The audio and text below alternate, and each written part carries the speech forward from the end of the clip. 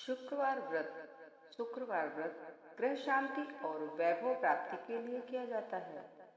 शुक्र के अशुभ प्रभाव को कम करने और शुक्र ग्रह को बल प्रदान करने के लिए व्रत किया जाता है। यह व्रत अविवाहित स्त्री पुरुष हेतु मनोकामना सिद्धि प्रदायक तथा दाम्पत्य सुख वर्धक है। यह व्रत स्त्री पुरुष एवं कुमार कुमारी सभी वर्ग हेतु फलदायक है। पूजन विधि विधान।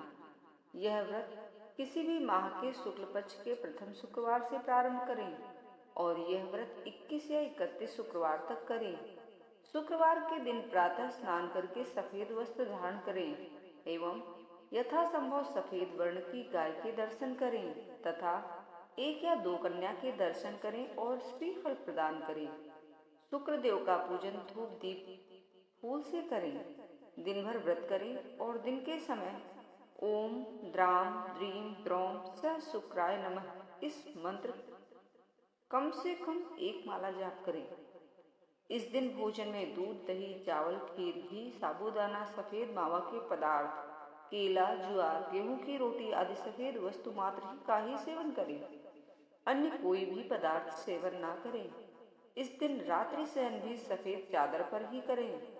अंतिम शुक्रवार को हवन क्रिया के पश्चात 6 कन्याओं को उपरोक्त वस्तुओं का भोजन कराएं तथा दक्षिणा स्वरूप सफेद वस्त्र रुमाल श्रृंगारिक वस्तु चांदी का यथाशक्ति अनुदान करें।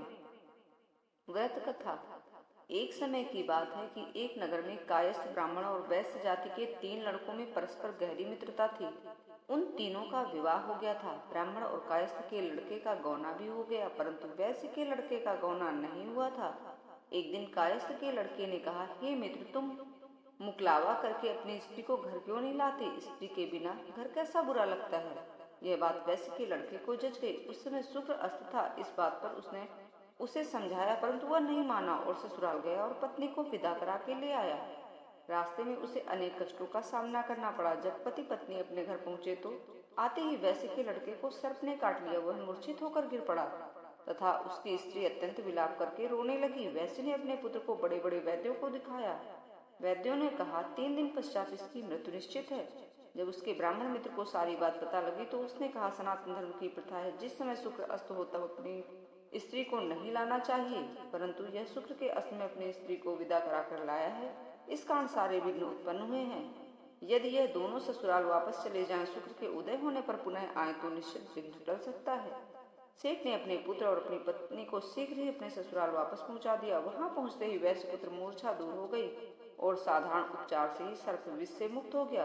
अपने दामाद को स्वस्थ देखकर ससुराल वाले अत्यंत प्रसन्न हुए। वैश्य पुत्र अपनी पुत्री को ससुराल में ही स्वास्थ्य लाभ करता रहा और शुक्र का उदय हुआ तब हर्षपूर्वक अपने ससुराल से उसको विदा कराकर लाया। इसके पश्चात पति पत्नी दोनों घर में आनंद से रहने लगे। इस व्रत को करने से जीवन में आने वाली सभी बाधाएं दूर होती हैं। जो भी इस व्रत को करेगा उसकी सभी बाधाएं माता रानी दूर करेंगी। जय मां।